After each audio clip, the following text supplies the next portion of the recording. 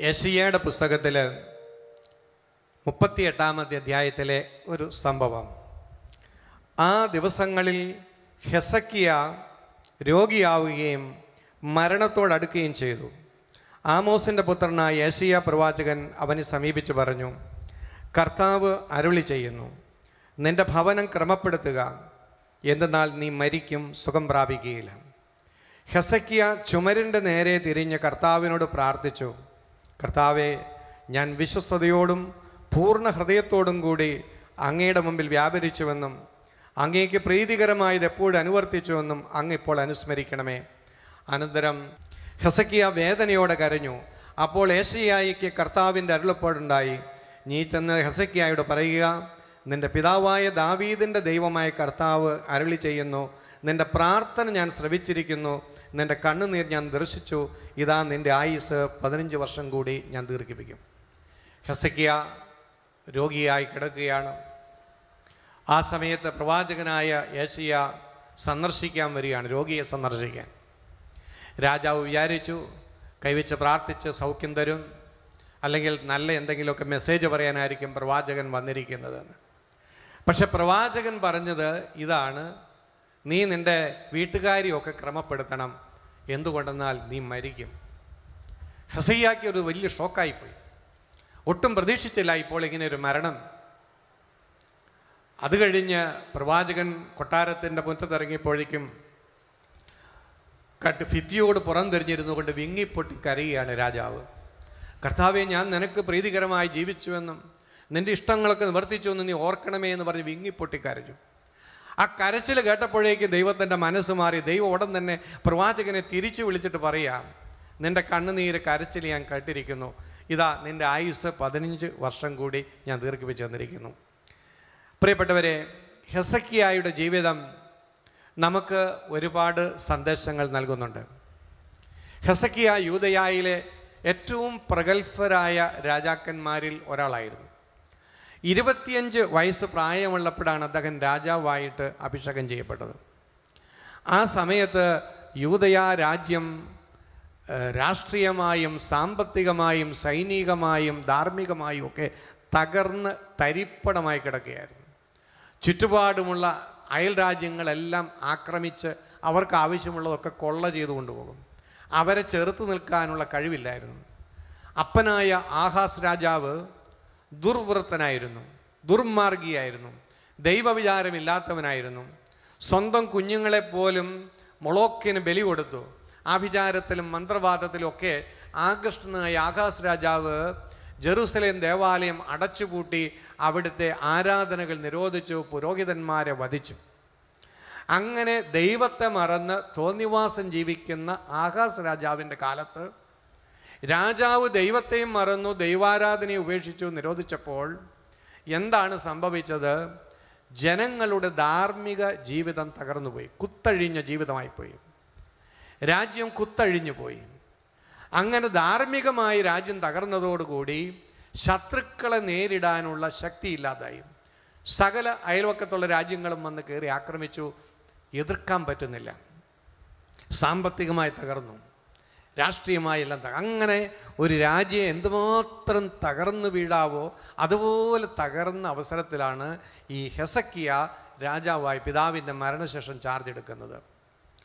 ഹെസക്കിയ എന്താണ് ചെയ്തതെന്നറിയാമോ? ആദ്യം പോയി യുദ്ധത്തിന് സൈനികരെ സജ്ജമാക്കുകയോ അല്ലെങ്കിൽ മറ്റു തരത്തിലുള്ള പരിഷ്കാരങ്ങൾ വരുത്തുകയോ ശത്രുക്കൾ തട്ടിക്കൊണ്ടുപോയ സ്ഥലം തിരിച്ചു പിടിക്കാൻ യുദ്ധം ചെയ്യാൻ പോവുകയോ ഒന്നും ചെയ്തില്ല.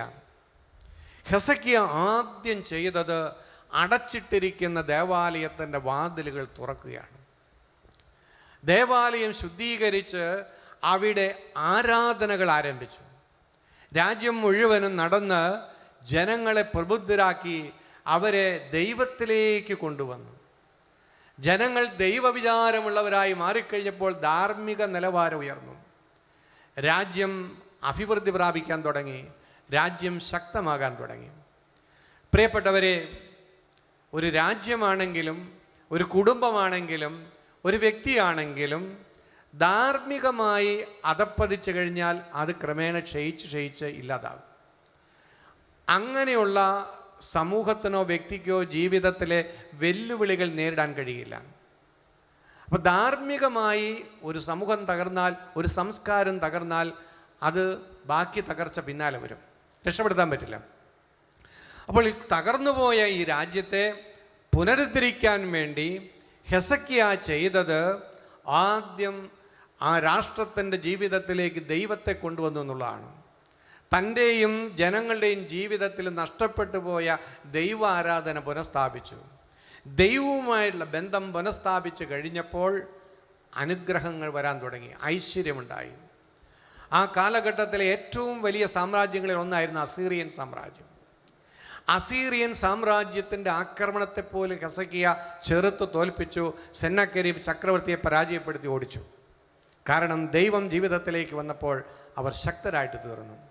അപ്പോൾ നമ്മുടെ കുടുംബം തകർന്നാൽ, നമ്മുടെ പേഴ്സണൽ ലൈഫ് കുഴഞ്ഞു മറിഞ്ഞു പോയാൽ എപ്പോഴും നമ്മൾ ഓർക്കണം, അത് ശരിയാക്കാൻ വേണ്ടി ആദ്യം ചെയ്യേണ്ടത് ദൈവത്തെ ജീവിതത്തിൻ്റെ കേന്ദ്രസ്ഥാനത്തേക്ക് തിരിച്ചു കൊണ്ടുവരിക എന്നതാണ്.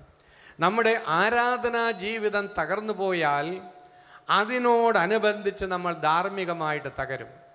വളരെ പ്രധാനപ്പെട്ട ഒന്നാണ്. നമ്മുടെ ആരാധനാ ജീവിതം വളരെ പ്രധാനപ്പെട്ടതാണ്. ദൈവവുമായിട്ടുള്ള നമ്മുടെ ബന്ധം, നമ്മുടെ ആരാധനാ ജീവിതത്തെ നമ്മൾ ഗൗരവമായിട്ടെടുക്കാതെ അവിടെ നമ്മൾ അലസരാകുമ്പോൾ നമ്മൾ അറിയാതെ നമ്മുടെ ധാർമ്മിക നിലവാരം കുറയും, ധാർമ്മിക ശക്തി ഇല്ലാതാകും, തിന്മയെ ചെറുക്കാൻ പറ്റാതാകും, പ്രലോഭനങ്ങളിൽ നമ്മൾ വീണു പോകും, ശത്രുക്കൾ നമ്മളെ കീഴ്മേൽ മറിക്കും, നമ്മുടെ ജീവിതത്തിൻ്റെ പ്രതിസന്ധികളിൽ അവയെ നേരിടാനുള്ള ആന്തരിക കരുത്തില്ലാത്തവരായിട്ട് നമ്മൾ മാറും. അതുകൊണ്ട് പ്രിയപ്പെട്ടവരെ, നമ്മുടെ ആരാധനാ ജീവിതം വളരെ പ്രധാനപ്പെട്ടതാണ്. ദൈവവുമായിട്ടുള്ള നമ്മുടെ ബന്ധം വളരെ പ്രധാനപ്പെട്ടതാണ്.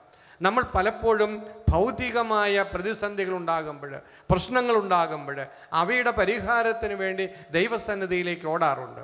എന്നാൽ അതിനു മുമ്പ് നമ്മൾ പരിശോധിക്കണം, എൻ്റെ ആരാധനാ ജീവിതം വെറും യാന്ത്രികമായിരുന്നു, എൻ്റെ ആരാധനാ ജീവിതത്തെ ഞാൻ ഗൗരവമായിട്ട് എടുത്തിരുന്നു, എൻ്റെ ദൈവവുമായിട്ടുള്ള ബന്ധം എങ്ങനെയാണ്? എൻ്റെ ദൈവവുമായിട്ടുള്ള ബന്ധം ക്രമപ്പെടുത്തിയാലേ തകർന്നു പോയ മനുഷ്യബന്ധങ്ങളെ എനിക്ക് വീണ്ടെടുക്കാൻ കഴിയുള്ളൂ. അതുകൊണ്ട് എല്ലാത്തിൻ്റെയും പരിഹാരത്തിൻ്റെ ആരംഭം ദൈവസന്നിധിയിലാണ്. കർത്താവുമായിട്ടുള്ള ബന്ധം ശരിയാകാതെ വരുമ്പോൾ ദാമ്പത്യ ബന്ധങ്ങൾ ശരിയാകാതെ വരുന്നു, സഹോദര ബന്ധം ശരിയാകാതെ വരുന്നു, മറ്റെല്ലാ ബന്ധങ്ങളിലും ഡിസോർഡറുകൾ ഉണ്ടാകുന്നു. അപ്പോൾ നമ്മൾ ആദ്യം ശരിപ്പെടുത്തേണ്ടത് ദൈവവുമായിട്ടുള്ള ബന്ധമാണ്, ആരാധനാ ജീവിതമാണ്. ഹെസക്കിയായുടെ ജീവിതം നമുക്ക് നൽകുന്ന ഒരു ദൃഷ്ടാന്തമാണ് ഇത്. ആരാധനാ ജീവിതം വീണ്ടെടുത്തപ്പോൾ തകർന്ന ഒരു രാജ്യം പുനരുദ്ധരിക്കപ്പെട്ട അനുഭവം ഉണ്ടായി, ശക്തിയായി മാറുന്ന ഒരു അനുഭവം ഉണ്ടായി. ഇവിടെ പ്രവാചകൻ വന്ന് മുന്നറിയിപ്പ് നൽകുകയാണ് ഹെസക്കിയായ്ക്ക്. നീ നിൻ്റെ വീട്ടുകാര്യങ്ങളൊക്കെ ക്രമപ്പെടുത്തണം, കാരണം നീ മരിക്കാൻ പോവുകയാണ്. മുന്നറിയിപ്പ് നൽകി. ദൈവത്തിൻ്റെ വലിയൊരു സ്നേഹമാണ് ഈ മുന്നറിയിപ്പ്. കാരണം എല്ലാവർക്കും ഇങ്ങനെ മുന്നറിയിപ്പൊന്നും കിട്ടാറില്ല, എല്ലാവർക്കും ഇങ്ങനെ ഒരുങ്ങാൻ പറ്റാറില്ല. പക്ഷേ എല്ലാവരുടെയും ജീവിതത്തിൽ നമുക്കറിയാം, മരണമെന്നുള്ളത് ഒരു സത്യമാണ്. ഇന്നല്ലെങ്കിൽ നാളെ നമ്മളെല്ലാവരും മരിക്കും, ഇതെല്ലാവർക്കും അറിയാം. പക്ഷേ മരണത്തെക്കുറിച്ചുള്ള മുന്നറിയിപ്പുകൾ ദൈവം നമുക്ക് വെളിപ്പെടുത്താതിരിക്കുന്നതിന് കാരണം നമ്മുടെ തന്നെ നന്മയ്ക്ക് വേണ്ടിയിട്ടാണ്. അല്ലെങ്കിൽ ഒരുപാട് പേരും അതോർത്ത് ഭയപ്പെട്ട് നിഷ്ക്രിയരായി ജീവിതത്തിൽ ചെയ്യേണ്ട കാര്യങ്ങളൊക്കെ ചെയ്യാതെ പോവുകയുള്ളൂ. അതുകൊണ്ട് സമയം മറച്ചു വെച്ചിട്ടുണ്ടെങ്കിലും ഇന്ന് ഞാൻ നാളെ നീ എന്നുള്ളത് ഒരു വലിയൊരു സത്യമാണ്. മരണത്തെക്കുറിച്ച് നമ്മൾ ധ്യാനിക്കണം, മരണത്തെക്കുറിച്ച് നമ്മൾ ചിന്തിക്കണം. ചിലർക്ക് മരണത്തെക്കുറിച്ച് കേൾക്കുന്നത് തന്നെ പേടിയാണ്, പറയാൻ പേടിയാണ്. എന്നാ പേടിച്ചാലും ശരി, ഒരു ദിവസം മരണം വരും, ഇതൊരു സത്യമാണ്. അതുകൊണ്ട് മരണം ചിന്തിക്കേണ്ടതും ധ്യാനിക്കേണ്ടതുമായിട്ടുള്ളൊരു വിഷയമാണ്. അതെന്തിനാണ്? നമ്മളെ ഭയപ്പെടുത്താൻ വേണ്ടിയിട്ടല്ല, മറിച്ച് നന്നായി മരിക്കാൻ വേണ്ടി ആണ് നമ്മൾ ജീവിക്കുന്നത്. നമ്മുടെ ജീവിതത്തിൻ്റെ തന്നെ ലക്ഷ്യം തന്നെ നന്നായി മരിക്കാനുള്ള ഒരു ഒരുക്കമാണ്. മരണത്തിനപ്പുറത്തുള്ള ജീവിതത്തിന് വേണ്ടി, നിത്യതയ്ക്ക് വേണ്ടി ഒരു പരിശീലനമാണ് ഈ ലോകം. അതുകൊണ്ട് മരിച്ചു കഴിഞ്ഞാൽ പിന്നെ പരിശീലനമില്ല, പിന്നെ നിത്യതയ്ക്ക് വേണ്ടി ഒരുങ്ങാൻ പറ്റുകയില്ല. മരണത്തിന് മുമ്പുള്ള ഈ കാലയളവ് മാത്രമാണ് നമുക്ക് അതിനായിട്ട് ദൈവം തന്നിട്ടുള്ളത്. അതുകൊണ്ട് ആ കാലയളവിനെ ഫലപ്രദമായി ഉപയോഗിക്കണമെങ്കിൽ മരണം വരും ഒരു നാൾ എന്നുള്ള ചിന്ത നമ്മുടെ ജീവിതത്തിൽ എല്ലാവർക്കും അത്യാവശ്യമായിരുന്നു. സങ്കീർത്തനം 90:12 മോശ പറയുന്നുണ്ട്, ഞങ്ങളുടെ ആയുസ്സിൻ്റെ ദിനങ്ങളെ എണ്ണുവാനായിട്ട് ഞങ്ങളെ പഠിപ്പിക്കണമേ എന്ന്. ആയുസ്സിൻ്റെ ദിനങ്ങൾ, ഈ നമ്മൾ പ്രതീക്ഷിക്കാത്ത സമയത്ത്, പ്രതീക്ഷിക്കാത്ത സ്ഥലത്ത്, പ്രതീക്ഷിക്കാത്ത രീതിയിൽ മരണം വരും എന്നുള്ളത് തീർച്ചയാണ്. ആർക്കും പ്രഡിക്റ്റ് ചെയ്യാൻ പറ്റില്ല എപ്പോഴായിരിക്കുന്നു. ഇനി പക്ഷേ നമ്മൾ വിചാരിക്കുന്നത് നൂറ്റാണ്ടുകളോളം നമ്മൾ ജീവിക്കും എന്നുള്ള ധാരണയിലാണ് ജീവിക്കുന്നത്, അല്ലെങ്കിൽ ഒരിക്കലും മരണമില്ല എന്നുള്ള രീതിയിലാണ് ജീവിക്കുന്നത്. മരണമുണ്ട് എന്നുള്ള തിരിച്ചറിവ് വരുമ്പോൾ എന്താ ഗുണം എന്നറിയാമോ? നമുക്ക് ഈ അമിതമായ അറ്റാച്ച്മെൻറ്റുകളും ആസക്തികളും ഇല്ലാതാകും. കുറച്ചുകൂടി ഡിറ്റാച്ച്ഡ് ആയിട്ട് ജീവിക്കാനായിട്ട് സാധിക്കും. കാരണം എന്താണ്? ഇന്ന് നീ ഉപയോഗിക്കുന്ന വീട് നാളെ വേറൊരാളുടേതാകും. ഇന്ന് നീ ഇരിക്കുന്ന കസേരയിൽ നാളെ വേറൊരാളിരിക്കും. ഇന്ന് നീ ഉപയോഗിക്കുന്ന കാറ് നാളെ വേറൊരാൾ ഉപയോഗിക്കും. ഇന്ന് നീ സമ്പാദിച്ചതെല്ലാം നാളെ വേറൊരാൾ ചെയ്യും. ഇതൊരു സത്യമാണ്. ഇത് നമ്മൾ തിരിച്ചറിയുമ്പോൾ നമുക്ക് കുറച്ചുകൂടി യാഥാർത്ഥ്യബോധത്തോടു കൂടിയും ശാന്തതയോടുകൂടിയും ഒക്കെ ജീവിക്കുവാനായിട്ട് നമുക്ക് സാധിക്കും. അപ്പോൾ മരണം എന്ന സത്യം ജീവിതത്തെ പക്വതയോടുകൂടി കാണാൻ വേണ്ടി നമ്മളെ പ്രേരിപ്പിക്കും. ഹെസക്കിയായിക്ക് കിട്ടിയ മുന്നറിയിപ്പ് പോലെ നമുക്ക് എല്ലാവർക്കും എപ്പോഴും മുന്നറിയിപ്പ് കിട്ടണമെന്ന് യാതൊരു നിർബന്ധവുമില്ല. ഒരിക്കലൊരു മാസികയിൽ വായിച്ചതാണ്, കാലിഫോർണിയയിലെ അതിസമ്പന്നനായ ഒരു ബിസിനസ്സുകാരൻ തൻ്റെ സ്വകാര്യ വിമാനത്തിൽ യാത്ര ചെയ്യുമ്പോൾ പെട്ടെന്ന് ഒരു യന്ത്ര തകരാറുണ്ടായി അടുത്തുള്ള എയർപോർട്ടിൽ ഇടിച്ച് ഇറക്കുകയാണ് ഈ വിമാനം. ആ സമയത്ത് അതിന് തീ പിടിച്ചു, അതൊരു തീഗോളമായിട്ട് മാറി. എന്നാൽ അത്ഭുതകരമായ വിധത്തിൽ ഈ ബിസിനസ്സുകാരൻ പുറത്തേക്ക് എറിയപ്പെട്ടു. അദ്ദേഹം രക്ഷപ്പെട്ടു കഴിഞ്ഞപ്പോൾ അടുത്തുള്ള ഒരു പത്രത്തിൻ്റെ ലേഖകൻ അദ്ദേഹത്തെ ഇൻ്റർവ്യൂ ചെയ്തു. ഇൻ്റർവ്യൂവിൽ ചോദിച്ചതാണ്, വിമാനത്തിൻ്റെ നിയന്ത്രണം വിട്ടു തീ പിടിച്ചപ്പോൾ മരണം മുന്നിൽ കണ്ടു, ഇനി ജീവിതം ഇല്ല എന്ന് കരുതിയപ്പോൾ അങ്ങ് എന്താണ് ചിന്തിച്ചത് എന്ന്. അപ്പോൾ ആ മനുഷ്യൻ പറഞ്ഞു ഇങ്ങനെയാണ്, ഇതാ ഞാൻ മരിക്കാൻ പോകുകയാണ് എന്ന ചിന്ത മനസ്സിലേക്ക് വന്നപ്പോൾ പെട്ടെന്ന് എനിക്കൊരു സങ്കടമുണ്ടായി. ഇത്രയും കാലം എന്നെ ഒരുപാട് സ്നേഹിച്ച മനുഷ്യരുണ്ട്, എന്നെ സഹായിച്ച മനുഷ്യരുണ്ട്, എൻ്റെ ഭാര്യ, മക്കൾ, അവർക്ക് എന്നെ ഒത്തിരി സ്നേഹിച്ചിട്ടുണ്ട്. ഒരിക്കൽ പോലും ഞാൻ അവരോട് ഒരു നല്ല വാക്ക് പറഞ്ഞിട്ടില്ലല്ലോ, ഒരു നന്ദി പറഞ്ഞില്ലല്ലോ, ഇനി എനിക്ക് അതിനുള്ള അവസരം കിട്ടുകയില്ലല്ലോ എന്നുള്ള വേദനയാണ് എൻ്റെ മനസ്സിലുണ്ടായതെന്ന്. പ്രിയപ്പെട്ടവരെ, ഒരുക്കമുള്ളവരായിട്ട് ജീവിക്കുക എന്ന് പറഞ്ഞാൽ ഇവിടെ ഇതാണ്. നാളെ സ്നേഹിക്കാമെന്ന് വിചാരിച്ചാൽ പറ്റില്ല, നാളെ നന്ദി പറയാമെന്ന് വിചാരിച്ചാൽ അവസരം കിട്ടണമെന്നില്ല, നാളെ ക്ഷമിക്കാമെന്ന് പറഞ്ഞാൽ ക്ഷമിക്കാൻ പറ്റിയെന്നിരിക്കില്ല. അതുകൊണ്ട് ഇന്ന് നമ്മൾ മനുഷ്യരോട് രമ്യതപ്പെടണം, ഇന്ന് ചെയ്യേണ്ടത് ചെയ്യണം, ഇന്ന് ജീവിക്കേണ്ടതുപോലെ ജീവിക്കണം. അതാണ് മരണത്തിൻ്റെ ചിന്ത നമ്മുടെ ഉള്ളിലേക്ക് നമ്മളെ കൊണ്ടുവരുന്നത്. അപ്പോൾ അതുകൊണ്ട് നമ്മളെപ്പോഴും ഓർക്കണം, മരണത്തെക്കുറിച്ചുള്ള ചിന്ത നമ്മൾ ഓർക്കുന്നുണ്ട്. ഓരോ നിമിഷവും പ്രധാനപ്പെട്ടതാണ്, വിലയേറിയതാണ്.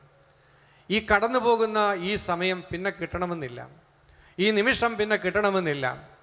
അതുകൊണ്ട് ഫലപ്രദമായിട്ട് ഉപയോഗിക്കണം. ഷാലോമിൻ്റെ ആധ്യാത്മിക പിതാവായിരുന്ന മോൺസിഞ്ഞോർ CJ വർക്കിയച്ചൻ, അദ്ദേഹം വാർദ്ധക്യത്തിലെത്തി രോഗിയായി ഡോക്ടർമാർ കർശനമായിട്ട് വിശ്രമിക്കണമെന്ന് ഉപദേശിച്ചു.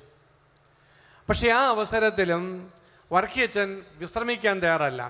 അദ്ദേഹത്തെ കാണാൻ വരുന്ന മുഴുവൻ സന്ദർശകരെയും സ്വീകരിക്കും, അവർക്ക് വേണ്ടി പ്രാർത്ഥിക്കും. എഴുന്നേറ്റ് നിൽക്കാൻ വയ്യെങ്കിലും അദ്ദേഹം ആരെയും തള്ളിക്കളയില്ല, പറഞ്ഞു വിടുകയില്ല, എല്ലാവർക്കും വേണ്ടിയും പ്രാർത്ഥിക്കും. അപ്പം അങ്ങനെ വിശ്രമമില്ലാതെ വരുന്ന ആളുകൾ മുഴുവനും സ്വീകരിക്കുന്നത് കൊണ്ട് അച്ഛൻ കൂടുതൽ അവശനായിട്ട് പോവുകയാണ്. അപ്പം ഞാൻ ഒരു ദിവസം ഇത് കണ്ടപ്പോൾ അച്ഛനെ ഉപദേശിച്ചു, അച്ഛാ, ഡോക്ടർമാർ നിർബന്ധമായിട്ടും പറഞ്ഞിട്ടുണ്ട് അച്ഛൻ വിശ്രമിക്കണമെന്ന്, അതുകൊണ്ട് അച്ഛന് ഇങ്ങനെ വരുന്ന എല്ലാവരെയും ഒക്കെ സ്വീകരിക്കരുത് എന്ന് ഞാൻ പറഞ്ഞു.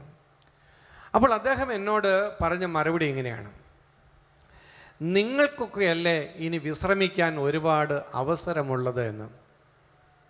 ഞാൻ അച്ഛനോട് പറഞ്ഞത് അച്ഛൻ വിശ്രമിക്കണമെന്നാണ്. പക്ഷെ അച്ഛൻ മറുപടി പറഞ്ഞത്, നിങ്ങൾക്കൊക്കെയല്ലേ ഇനി വിശ്രമിക്കാൻ ഒരുപാട് സമയമുള്ളതെന്ന്. അല്പം ആലോചിച്ച് കഴിഞ്ഞപ്പോഴാണ് എനിക്ക് അച്ഛൻ പറഞ്ഞത് എന്താണെന്ന് മനസ്സിലായത്. അച്ഛൻ പറഞ്ഞതാണ്, ഞാൻ വാർദ്ധക്യത്തിലെത്തി, ഞാൻ മരണത്തിൻ്റെ പടിവാതിക്കലാണ്, ഇനി എനിക്ക് അല്പസമയം മാത്രമേ ഉള്ളൂ, ഇനി വിശ്രമിച്ച് കളയാൻ എനിക്ക് ആയുസ്സില്ല, അതുകൊണ്ട് അവശേഷിക്കുന്ന ആയുസ് കഴിയുന്നത്ര മറ്റു മനുഷ്യർക്ക് നന്മ ചെയ്ത് ജീവിക്കണം. ഇതാണ് അച്ഛൻ പറഞ്ഞതിൻ്റെ അർത്ഥം. Praise the Lord. അപ്പം മരണത്തോടടുത്തപ്പോൾ അദ്ദേഹം ചിന്തിച്ചത് പോസിറ്റീവായിട്ടാണ്. ഇനി ദിവസങ്ങൾ കുറവാണ്, അതുകൊണ്ട് ഉള്ള ദിവസം ഏറ്റവും ഫലപ്രദമായിട്ട് ജീവിക്കണം, കഴിയുന്നത്ര മനുഷ്യർക്ക് നന്മ ചെയ്ത് ജീവിക്കണം. അത് അദ്ദേഹത്തെ കർമ്മോത്സുകനാക്കി മാറ്റുകയാണ്. അത് വിശ്രമിക്കാൻ അദ്ദേഹത്തിന് ആ ചിന്തകൾ അദ്ദേഹത്തെ തടയുകയാണ്. അപ്പോൾ ഇപ്പോഴും നമ്മൾ ഓർക്കേണ്ട ഒരു കാര്യം ഇതാണ്, എപ്പോൾ വേണമെങ്കിലും ദൈവം തിരിച്ചു വിളിക്കാമെന്നതുകൊണ്ട് നാളെ നന്മ ചെയ്യാമെന്ന് വിചാരിച്ചാൽ നടക്കുകയില്ല. അപ്പോൾ ഇന്ന് നമുക്ക് ചെയ്യാവുന്ന നന്മകളൊക്കെ ചെയ്യണം. ഇന്ന് സ്നേഹിക്കേണ്ടവരെ സ്നേഹിച്ചില്ലെങ്കിൽ ഒരുപാട് പേര് സങ്കടത്തോടെ പ്രാർത്ഥിക്കാനായിട്ട് വരുമ്പോൾ എന്നോട് പറഞ്ഞിട്ടുണ്ട്, ജീവിത പങ്കാളിയെ സന്തോഷത്തോടെ ഈ ലോകത്തിൽ നിന്ന് പറഞ്ഞയക്കാൻ പറ്റിയില്ല എന്ന് പറഞ്ഞു. ഒരിക്കൽ ഒരു സഹോദരിയുടെ ഒരു കത്ത് വർഷങ്ങൾക്ക് മുമ്പാണ് വന്നത്, ഞാൻ ഓർക്കുന്നു. ഒത്തിരി സന്തോഷത്തോടെ ജീവിച്ച ദമ്പതികളാണ്. ഒരു ദിവസം എന്തോ കാര്യം പറഞ്ഞ് വഴക്കുണ്ടായി, വഴക്കിച്ചിട്ട് കൂടിപ്പോയി, വാശിയായി. അങ്ങനെ വാശി പിടിച്ച് മിണ്ടാതെ ഇരുന്നു. രണ്ടു കൂട്ടരും മിണ്ടുന്നില്ല. വൈകുന്നേരമായി അത്താഴം ഉണ്ടാക്കി മേശയിൽ വെച്ച് മിണ്ടാണ്ട് പോയി. ഭർത്താവ് പോയി തന്നെ കഴിച്ചു, ഭാര്യയും വേറെ കഴിച്ചു. അങ്ങനെ 2 മുറിയിൽ കിടന്നു. രണ്ടുപേർക്കും രമ്യതപ്പെടണമെന്നുണ്ട്, പക്ഷേ ഈ വാശി കാരണം ഇങ്ങനെ നീണ്ടു പോവുക. പിറ്റേ ദിവസം രാവിലെ എഴുന്നേറ്റപ്പോൾ ഭർത്താവിന് പിടിച്ചാൽ കിട്ടാണ്ടായി. ഭർത്താവ് എളിമപ്പെട്ട് ഭാര്യയുമായിട്ട് മിണ്ടാൻ ചെന്നു. ഭാര്യയും ഇതാ ആഗ്രഹിച്ചിരുന്നു, പക്ഷേ അറിയാണ്ട് അന്നേരവും വാശി പിടിച്ച് മുഖം തിരിച്ചു കളഞ്ഞു. ഭർത്താവിന് വിഷമമായി. അങ്ങനെ വീണ്ടും അവർ രണ്ടിടത്തായിട്ട് ഇരിക്കുക, മിണ്ടാതെ. അങ്ങനെ ഉച്ചയായപ്പോൾ വീണ്ടും ഭർത്താവ് ഭാര്യയുടെ അടുത്തേക്ക് ചെല്ലുകയാണ് മിണ്ടാൻ. അപ്പോഴും ഭാര്യയ്ക്ക് കുറച്ചുകൂടെ വാശിയായി. ഈ വാശിക്ക് ഒരു ലഹരിയുണ്ട്, നമുക്കറിയാമല്ലോ. അങ്ങനെ വാശി പിടിച്ചപ്പോൾ ഭർത്താവിന് സഹിക്കാൻ പറ്റണ്ടായി. ഭർത്താവ് പെട്ടെന്ന് ഡ്രസ്സ് മാറി ബൈക്കിൽ കയറി ടൗണിലേക്ക് അങ്ങ് പോയി. ആ പോയ വഴിക്ക് ഒരു ലോറി വന്നു ഇടിച്ചു. ആ മനുഷ്യൻ തൽക്ഷണം മരിച്ചു. എന്നിട്ട് ഭാര്യയുടെ കത്തിലെഴുതിയതാണ്, എൻ്റെ ഭർത്താവിനെ സന്തോഷത്തോടുകൂടി യാത്ര അയക്കാൻ എനിക്ക് പറ്റിയില്ലല്ലോ. ജീവിതകാലം മുഴുവനും ആ സഹോദരിയുടെ വേദനയാണ്. പ്രിയപ്പെട്ടവരെ, അതുപോലുള്ള ദുഃഖങ്ങൾ നമുക്കുണ്ടാകരുത്. ഏത് സമയത്തും തിരിച്ചു വിളിക്കാവുന്ന ദൈവത്തിൻ്റെ സമ്മാനമാണ് ജീവിത പങ്കാളി. വാശി പിടിച്ചിരുന്നാൽ പ്രിയപ്പെട്ടവരെ, നാളെ രമ്യതപ്പെടാൻ പറ്റില്ല, നാളെ സ്നേഹിക്കാൻ പറ്റില്ല. അപ്പം മരണചിന്ത നമ്മളെക്കുറിച്ച് മാത്രമല്ല, മറ്റുള്ളവരെക്കുറിച്ച് നമുക്ക് ഈ ചിന്ത ഉണ്ടാകണം. അത് പോസിറ്റീവ് ആകണം. നാളെ നമുക്ക് സ്നേഹിക്കാൻ അവസരം ഉണ്ടാകുകയില്ല, നാളെ തിരുത്താൻ അവസരം ഉണ്ടാകുകയില്ല, സോറി പറയാൻ അവസരം ഉണ്ടാകുകയില്ല. അപ്പോൾ ഇന്ന് സമയത്തെ ഫലപ്രദമായിട്ട് ഉപയോഗിക്കുവാനായിട്ടുള്ള ഒരു ബോധ്യം മരണചിന്ത നമുക്ക് നൽകുമെന്നുള്ളത് തീർച്ചയാണ്. അതുപോലെ ദൈവം നമുക്ക് ആയുസ് നീട്ടിത്തരുന്നത് എന്തിനു വേണ്ടിയിട്ടാണ്? നമ്മളെ കൂടുതൽ അനുഗ്രഹത്തിന് വേണ്ടി ഒരുക്കാൻ വേണ്ടിയിട്ടാണ്. ചെയ്യാനുള്ളത് ചെയ്തു തീർക്കാൻ വേണ്ടിയിട്ടാണ്, തിരുത്താനുള്ളത് തിരുത്താൻ വേണ്ടിയിട്ടാണ്. അത് നമ്മളെപ്പോഴും ഓർക്കണം. മറ്റുള്ളവരെക്കാൾ കൂടുതൽ ആയുസ് എനിക്ക് തന്നിട്ടുണ്ടെങ്കിൽ എൻ്റെ ജീവിതത്തിലൂടെ ഇനിയും എന്തൊക്കെയോ ദൈവത്തിന് ചെയ്യാനുണ്ട്. ദൈവത്തിന് ഒരു വ്യക്തിയെക്കുറിച്ചുള്ള പദ്ധതികൾ തീർന്നാൽ പിന്നെ ആൾക്ക് ആയുസ് ഉണ്ടാകില്ല, ഈ ഭൂമിയിൽ ഉണ്ടാകില്ല. ഞാനും നിങ്ങളും ജീവിച്ചിരിക്കുന്നുണ്ടെങ്കിൽ അതിൻ്റെ അർത്ഥം എൻ്റെ ദൈവത്തിന് എൻ്റെ ജീവിതത്തെക്കുറിച്ച് ഇനിയും എന്തൊക്കെയോ സ്വപ്നങ്ങളുണ്ട്, ഇനിയും എന്തൊക്കെയോ എന്നിലൂടെ പൂർത്തീകരിക്കാനുണ്ട്. എൻ്റെ കുടുംബത്തിന് വേണ്ടി, സഭയ്ക്ക് വേണ്ടി, സമൂഹത്തിന് വേണ്ടി എന്നെ ഉപയോഗമുള്ളത് കൊണ്ടാണ് ദൈവം എനിക്ക് ആയുസ് തരുന്നത്. ഒരു കിടപ്പ് രോഗിയാണെങ്കിലും ആ വ്യക്തിയെക്കുറിച്ച് പോലും, ആ വ്യക്തിയുടെ സഹന ജീവിതത്തെക്കുറിച്ച് പോലും ദൈവത്തിന് ഒരു പദ്ധതി ഉണ്ടാകും. അതുകൊണ്ട് ഓർക്കണം, ദൈവം ആയുസ് തരുന്നത് ചുമ്മാ ജീവിച്ച് കഷ്ടപ്പെടാനല്ല, മറിച്ച് ഒരു പദ്ധതി ഉള്ളത് കൊണ്ടാണ്. അത് മനസ്സിലാക്കി നമ്മുടെ ജീവിതത്തെ ഫലദായകമാക്കി മാറ്റുവാനായിട്ട് നമ്മൾ പ്രത്യേകമായ വിധത്തിൽ നമ്മൾ തയ്യാറാകണം. അതുകൊണ്ട് ഈ രാത്രിയിൽ ഈ ഒരു ചിന്ത നമ്മുടെ എല്ലാവരുടെയും മനസ്സിൽ കാത്തു സൂക്ഷിക്കുന്നത് നല്ലതാണ്. നമുക്ക് ദൈവം തന്നിരിക്കുന്ന ആയുസ് ലിമിറ്റഡാണ്, അത് എപ്പോൾ വേണമെങ്കിലും തീരാം. അതുകൊണ്ട് ഇപ്പോൾ ദൈവം ചെയ്യാൻ ആഗ്രഹിക്കുന്ന കാര്യം ഏറ്റവും നന്നായി ചെയ്യണം. ഉഴപ്പിക്കളയാൻ സമയമില്ല. അതാണ് മരണചിന്ത നമുക്ക് നൽകുന്നത്. ഉഴപ്പിക്കളയാൻ സമയമില്ല. കഴിഞ്ഞ കാലങ്ങളിൽ ഉഴപ്പിക്കളഞ്ഞിട്ടുണ്ടാകാം. വെറുതെ TV കണ്ടും വെറുതെ മൊബൈൽ നോക്കിയും വെറുതെ വാചകമടിച്ചും കളയേണ്ടതല്ല ജീവിതം. കാരണം സമയമില്ല. നാളെ ദൈവം നിന്നെ വിളിച്ചാൽ ദൈവത്തിൻ്റെ മുമ്പിൽ നീ ഈ സമയത്തിനെല്ലാം കണക്ക് ബോധിപ്പിക്കേണ്ടി വരും. നീ ചെയ്യേണ്ടത് ഈ ഭൂമിക്ക്, ഈ ലോകത്തിന്, കുടുംബത്തിന്, മക്കൾക്ക് ചെയ്തു കൊടുക്കേണ്ടത് നീ കൊടുക്കേണ്ടതുണ്ട്. ആ അവയർനെസ്സിലേക്ക് കടന്നു വരണം. എസെക്കിയായ്ക്ക് മുന്നറിയിപ്പ് കിട്ടി. എനിക്കും ഞങ്ങൾക്കും മുന്നറിയിപ്പില്ല. മുന്നറിയിപ്പില്ലാതെ തന്നെ ഒരുക്കമുള്ളവരായി ജീവിക്കണമെന്ന് ദൈവം ആഗ്രഹിക്കുകയാണ്. ഫലപ്രദമായി ജീവിക്കണമെന്ന് ദൈവം ആഗ്രഹിക്കുകയാണ്.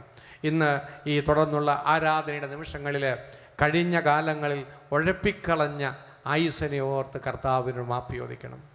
ഇനിയുള്ള നിമിഷങ്ങൾ, ജീവിതങ്ങൾ വേസ്റ്റാക്കി കളയാതെ ഏറ്റവും പ്രധാനമായിട്ട് ഓർക്കണം, നിത്യതയ്ക്ക് വേണ്ടി നമ്മൾ ഈ ഭൂമിയിൽ ഒരുങ്ങേണ്ടത് സ്നേഹിക്കാൻ പഠിച്ചുകൊണ്ടാണ്. സ്നേഹിക്കാൻ പഠിക്കാൻ വേണ്ടിയിട്ടാണ്. കാരണം എന്താ? നിത്യതയിൽ സ്നേഹം തന്നെയായ ദൈവത്തോട് ചേർന്ന് ജീവിക്കാൻ, സ്നേഹിക്കാൻ നമ്മൾ ഈ ഭൂമിയിൽ തന്നെ പഠിക്കണം. സ്വാർത്ഥതയില്ലാതെ സ്നേഹിക്കാൻ പഠിക്കണം.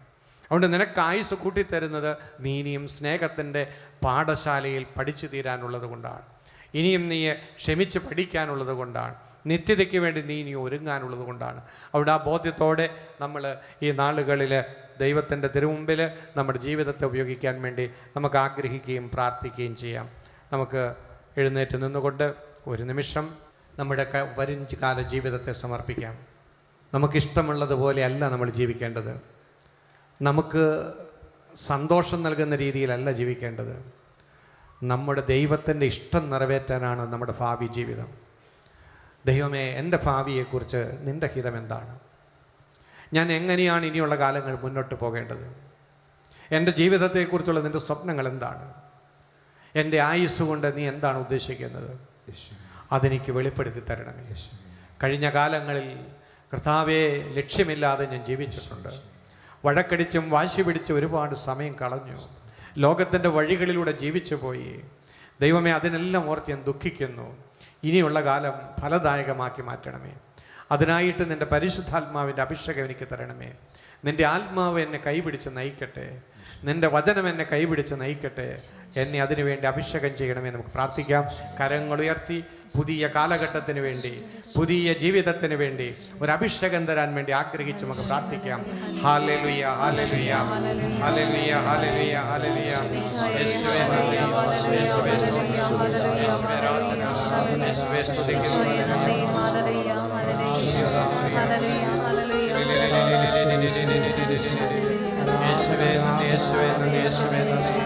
പരിശുദ്ധാത്മാവേ നന്ദി, പരിശുദ്ധാത്മാവേ സ്തോത്രം. അഭിഷേകമായി വരണമേ. വരാൻ പോകുന്ന കാലഘട്ടത്തിനുള്ള അഭിഷേകം ഞങ്ങൾക്ക് നൽകണമേ. കർത്താവേ, വിജയകരമായി ജീവിക്കുവാൻ, നിനക്ക് പ്രസാദകരമായി ജീവിക്കുവാൻ, നിന്റെ ഇഷ്ടം നിറവേറ്റുവാൻ, നിന്റെ ഹിതം വെളിപ്പെടുത്തി തരണമേ. നിന്റെ സ്വപ്നങ്ങൾ മനസ്സിലാക്കി തരണമേ. നിന്റെ ആത്മാവിനെ എനിക്ക് നൽകണമേ. നിന്റെ പ്രകാശം കൊണ്ട് എന്നെ പുതിയ പ്രകാശിപ്പിക്കണമേ. ഹല്ലേലൂയ, ഹല്ലേലൂയ, ഹല്ലേലൂയ, ഹല്ലേലൂയ. യേശുവേ നന്ദി, യേശുവേ ആരാധന, യേശുവേ സ്തോത്രം, യേശുവേ നന്ദി. ഹല്ലേലൂയ, ഹല്ലേലൂയ, യേശുവേ നന്ദി. പരിശുദ്ധാത്മാവേ, എന്നിൽ നിറയണമേ. നിറഞ്ഞു കവിയണമേ, കവിഞ്ഞൊഴുകണമേ.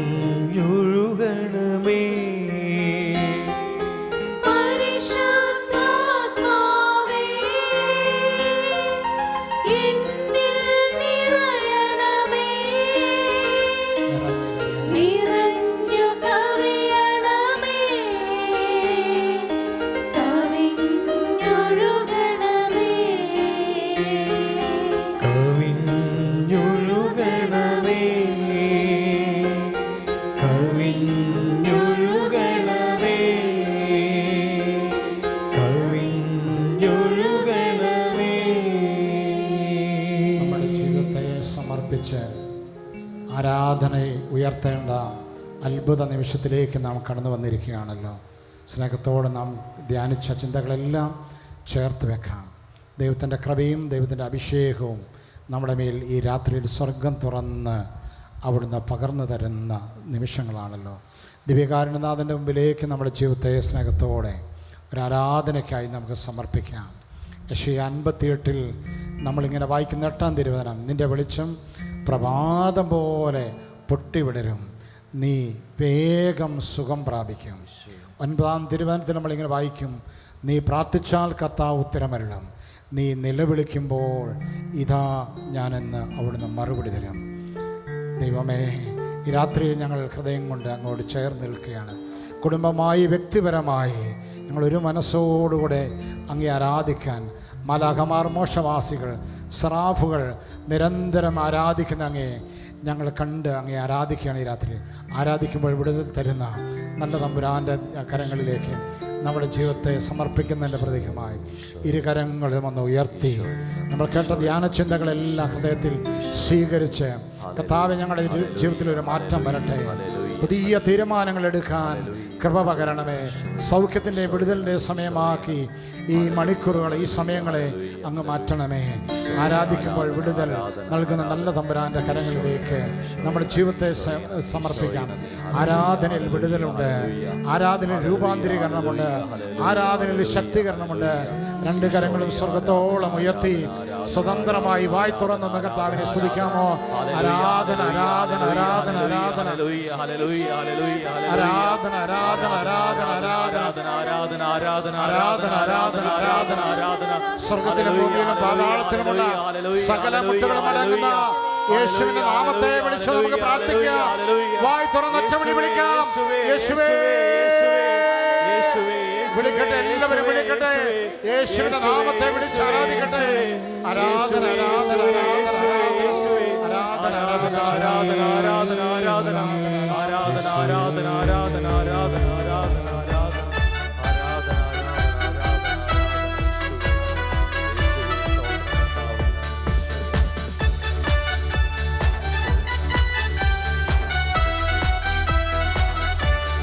കരങ്ങളടിച്ച് ആരാധിക്കുമ്പോൾ വിടുതൽ, ആരാധിക്കുമ്പോൾ സൗഖ്യം, ആരാധിക്കുമ്പോൾ വിടുതൽ, ആരാധിക്കുമ്പോൾ സൗഖ്യം.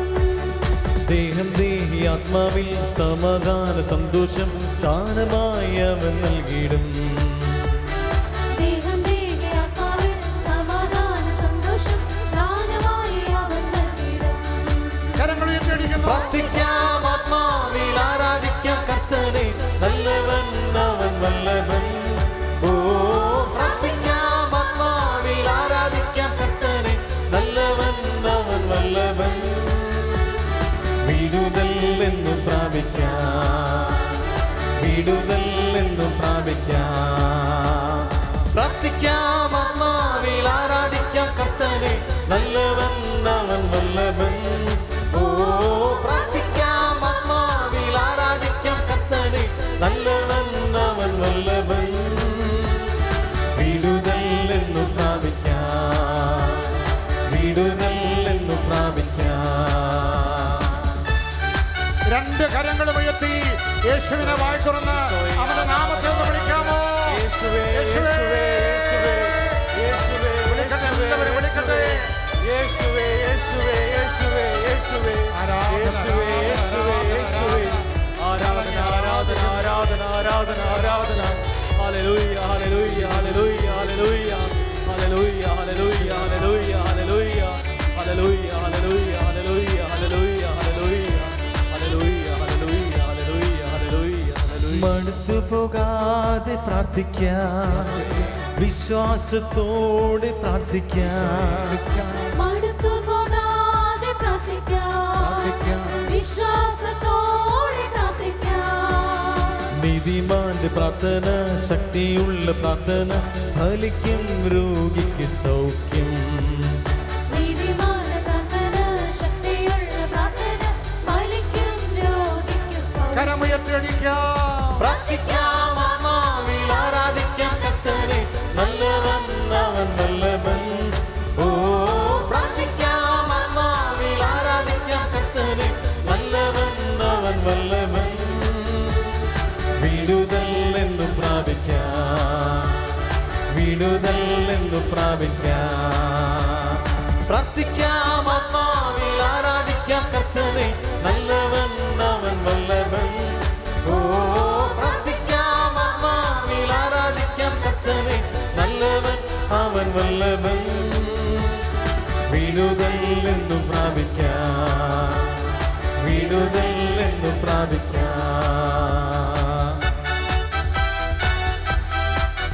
കരമുയർത്തി അടിച്ച് നമ്മുടെ ജീവിതത്തെ സമർപ്പിച്ച് നമ്മെ വിശുദ്ധീകരിക്കുന്ന, നമ്മെ ശക്തീകരിക്കുന്ന, നമ്മെ സൗഖ്യപ്പെടുത്തുന്ന, നമ്മുടെ കുടുംബത്തെ അനുഗ്രഹിക്കുന്ന നല്ല കർത്താവിനെ കരങ്ങൾ ഉയർത്തി വിളിക്കുകയാണ്.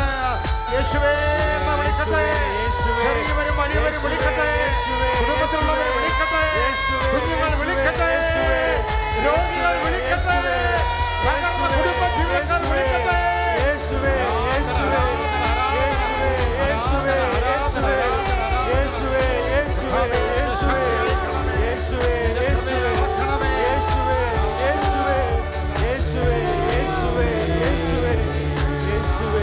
യാചിപ്പിൻ എന്നാൽ ലഭിക്കും, അന്വേഷിപ്പിൻ കണ്ടെത്തും.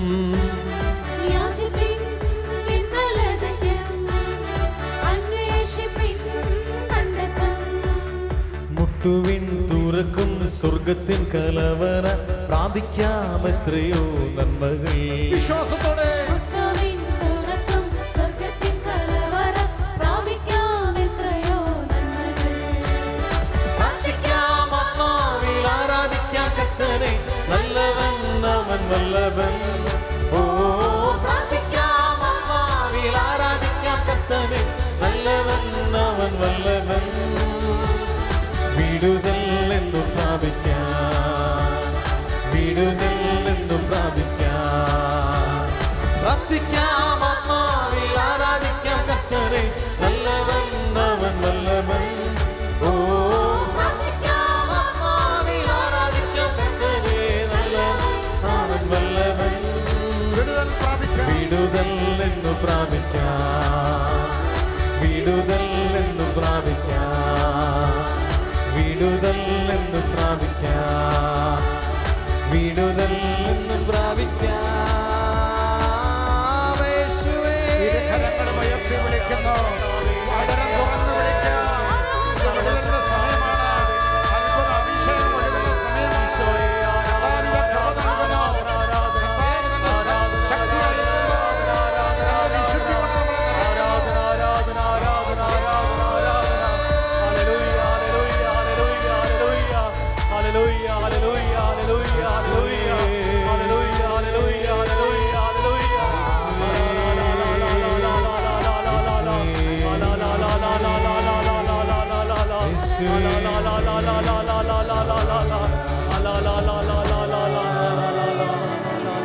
വിടുതൽ എന്നു പ്രാപിക്കാം വിടുതൽ എന്ന് പ്രാപിക്കാം.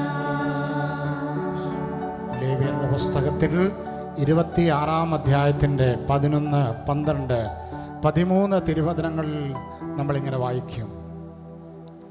ഇതാ ഞാൻ എൻ്റെ കൂടാരം നിങ്ങളുടെ ഇടയിൽ സ്ഥാപിക്കും, ഞാൻ നിങ്ങളെ ഉപേക്ഷിക്കുകയില്ല, ഞാൻ നിങ്ങളുടെ ഇടയിലൂടെ സഞ്ചരിക്കും, നിങ്ങൾ എൻ്റെ ജനവും ഞാൻ നിങ്ങളുടെ ദൈവവുമായിരിക്കും.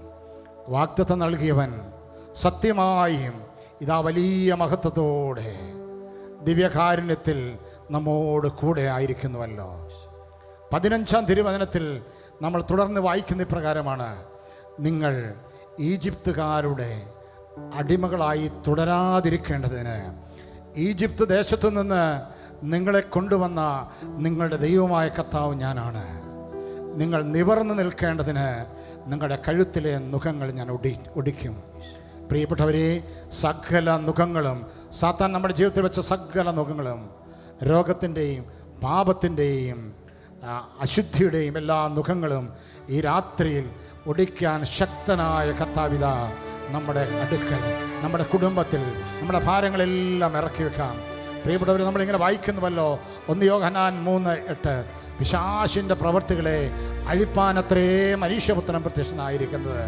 കൃപയിലേക്ക് ഉയരാൻ കഴിയാതെ, പ്രാർത്ഥനയിലേക്ക് വളരാൻ കഴിയാതെ, വിശുദ്ധിയിൽ ജീവിക്കാൻ കഴിയാതെ, സ്വർഗത്തെ ലക്ഷ്യമാക്കി ജീവിക്കാൻ കഴിയാത്ത വിധത്തിൽ നമ്മുടെ ആ കണ്ണുകളെ അന്ധമാക്കിയിരിക്കുന്ന അന്ധതയുടെയും അജ്ഞതയുടെയും എല്ലാ ബന്ധനങ്ങളും ഈ രാത്രിയിൽ ആരാധനയിൽ അഴിക്കാൻ ഇതാ നമ്മുടെ കർത്താവ് കടന്നു വന്നിരിക്കുന്നു.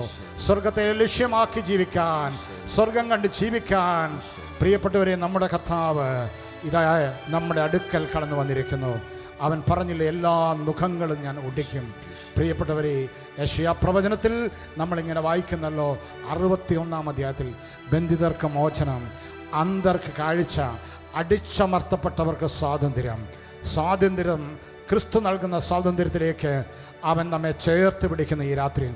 അതിനാൽ ആത്മീയമായ എല്ലാ അന്ധതയും അജ്ഞതയും രോഗവും ഭയങ്ങളും എല്ലാം സമർപ്പിക്കാം. വീണ്ടും അടിമത്തത്തിൻ്റെ മുഖം തകർക്കുന്ന തമ്പുരാൻ്റെ കരങ്ങളിലേക്ക് നമ്മുടെ ജീവിതത്തെ ഒന്ന് ഉയർത്തിപ്പിടിച്ചുകൊണ്ട്, ദൈവമേ, ഈ രാത്രി ഞങ്ങൾ വിളിക്കുകയാണ്, ഇറങ്ങി വരണമേ, എൻ്റെ ജീവിതത്തിൻ്റെ എല്ലാ പ്രതികൂലങ്ങളിലേക്ക് ഇറങ്ങി വരണമേ. അജ്ഞതയും അറിവില്ലായ്മയും ആത്മീയ അന്ധതയും എല്ലാം മാറ്റി കർത്താവേ, അങ്ങേ കൺമുൻപിൽ കാണുന്ന വിശ്വാസ യാത്ര തുടരാൻ എന്നെ സഹായിക്കണമേ. രണ്ട് കരങ്ങളും ഒന്ന് ഉയർത്തിപ്പിടിച്ച് അവൻ നമ്മുടെ ജീവിതത്തിൽ നിറയുമ്പോൾ അനുഗ്രഹത്തിന്റെ കവാടങ്ങൾ നമുക്കായി കവിഞ്ഞൊഴുകും. സ്വർഗത്തിന്റെ കവാടം എനിക്ക് നിങ്ങൾക്കുമായി അവൻ തുറന്നു വെക്കുകയാണ്. ഈ രാത്രി സ്വതന്ത്രമായി ഒന്ന് സ്തുതിച്ച് പ്രാർത്ഥിക്കാം. എല്ലാ ബന്ധന ചരടുകളും പൊട്ടട്ടെ. Hallelujah, hallelujah. വിളിക്കാം, യേശുവിനെ വിളിക്കാം, ശക്തിയോടെ വിളിക്കട്ടെ. യേശുവേ എന്ന് വിളിക്കട്ടെ, വായ് തുറന്ന് വിളിക്കട്ടെ, സകലരും വിളിക്കട്ടെ. ആരാധന, ആരാധന, ആരാധന, ആരാധന. യേശുവേ, യേശുവേ, യേശുവേ, യേശുവേ, യേശുവേ, യേശുവേ, യേശുവേ, യേശുവേ, യേശുവേ. യേശുവേ,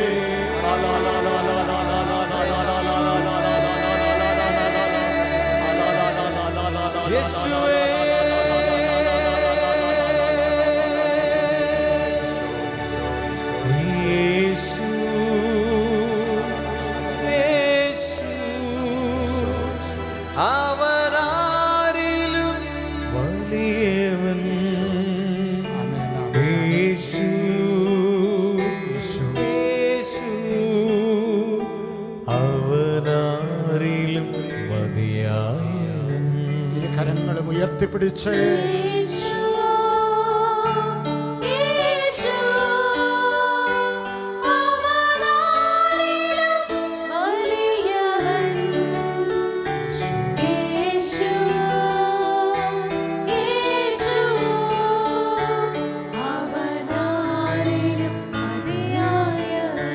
ഒരിക്കൽ കൂടി പ്രാർത്ഥിക്കുന്നു. യേശു, കരങ്ങൾ ഉയർത്തി. യേശു, അവനാരിലും വലിയവൻ. യേശു, യേശു, അവനാരിലും മതിയായവൻ. അരൂപിൽ ആരാധിക്കാം, അരൂപിൽ ആരാധിക്കാം.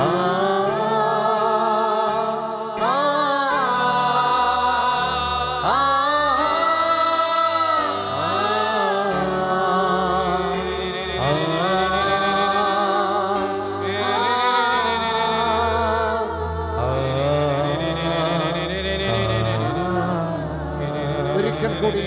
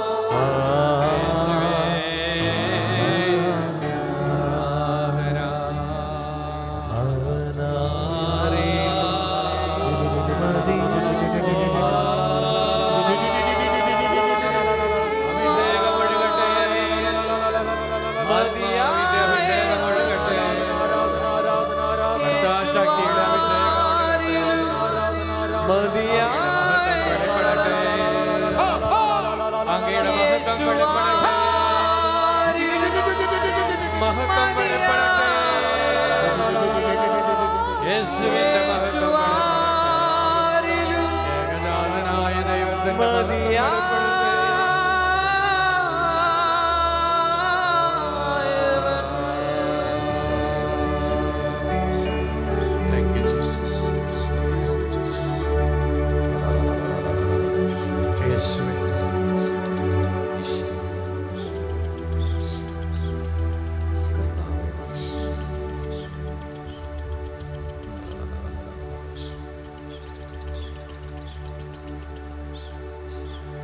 ദൈവകരങ്ങളിലേക്ക് നമ്മുടെ ജീവിതത്തെ വീണ്ടും ചേർത്ത് വെക്കാം.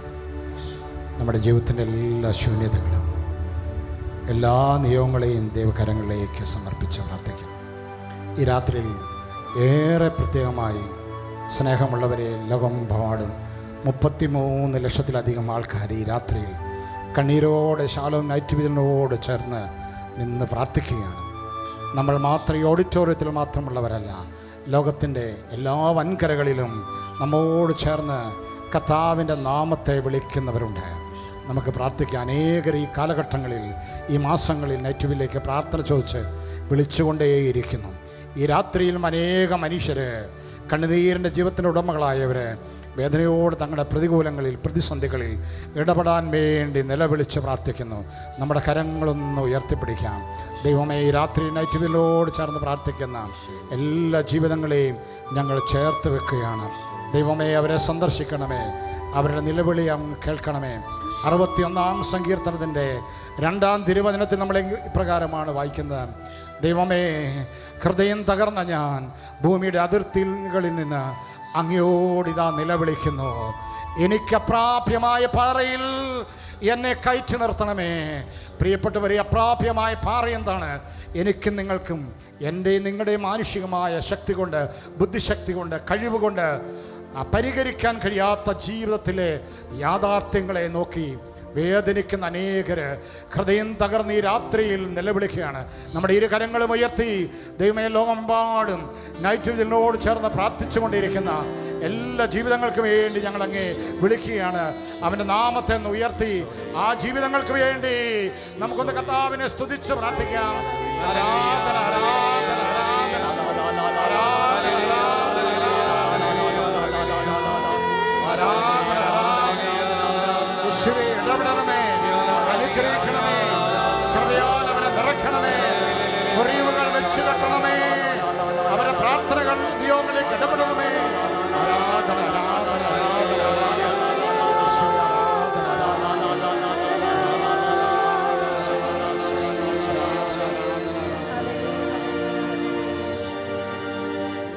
സാധിക്കുന്നവരെല്ലാം മുട്ടുമേൽ നിന്നുകൊണ്ട്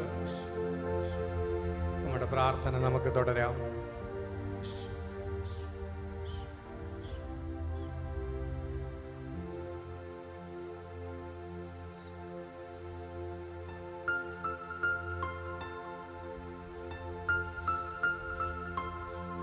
നമ്മുടെ പ്രാർത്ഥന ആവശ്യമുള്ള എല്ലാവരെയും നമുക്ക് സമർപ്പിക്കാം. നമ്മളോട് പ്രാർത്ഥന ചോദിച്ചിട്ടുള്ളവർ, നമ്മുടെ ബന്ധുമിത്രാദികൾ, മറ്റു കുടുംബാംഗങ്ങൾ, അവരുടെ എല്ലാവരുടെയും നിയോഗങ്ങൾ ഈശോയുടെ തിരുസന്നിധിയിൽ നമുക്ക് സമർപ്പിക്കാം. കർത്താവേ, അവരുടെ ആവശ്യങ്ങളിൽ കരുണയോടെ ഇടപെടണമേ നമുക്ക് പ്രാർത്ഥിക്കാം. നമ്മുടെ ഓരോരുത്തരുടെയും ദേശങ്ങൾക്ക്, നമ്മുടെ ജീവിക്കുന്ന പ്രദേശങ്ങൾക്ക് വേണ്ടി പ്രാർത്ഥിക്കാം.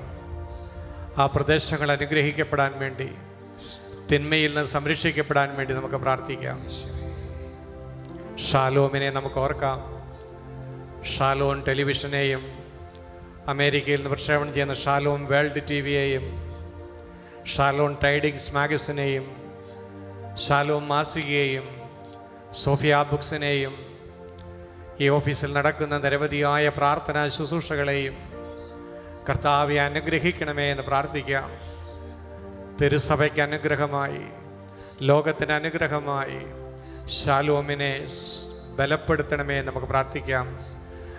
വലത് കരം ഈശോയുടെ നേരെ ഉയർത്തി ഷാലോമിൻ്റെ എല്ലാ ശുശ്രൂഷകളും അനുഗ്രഹിക്കപ്പെടാൻ വേണ്ടി, ഒരു പുതിയ ശക്തി കൊണ്ട് എല്ലാവരും നിറയപ്പെടാൻ വേണ്ടി, ശുശ്രൂഷകരും അവരുടെ കുടുംബങ്ങളിൽ സംരക്ഷിക്കപ്പെടാൻ വേണ്ടി ഒരിക്കൽ കൂടി ഈശോയെ സ്തുതിച്ച് പ്രാർത്ഥിക്കാം. ഹല്ലേലൂയ, ഹല്ലേലൂയ, ഹല്ലേലൂയ, ഹല്ലേലൂയ, ഹല്ലേലൂയ, ഹല്ലേലൂയ, ഹല്ലേലൂയ, ഹല്ലേലൂയ, ശിയോലോ ഹോരിയ റിയ റിയ ബർഹരിയ.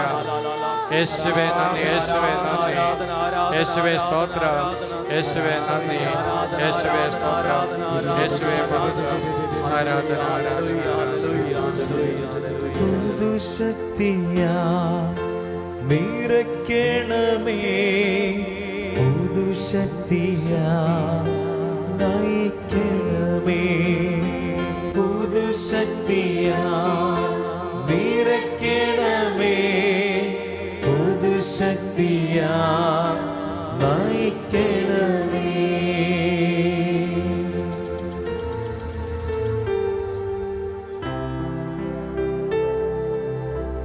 സ്നേഹമുള്ളവരെ, ഈ ആരാധനയുടെ അവസാനത്തെ ഏതാനും മിനിറ്റുകൾ നമ്മൾക്ക് മാർപ്പാപ്പായ്ക്കും മെത്രാന്മാർക്കും വൈദികർക്കും സിസ്റ്റേഴ്സിനുമൊക്കെ വേണ്ടി പ്രാർത്ഥിക്കാനായിട്ട് ചെലവഴിക്കാം.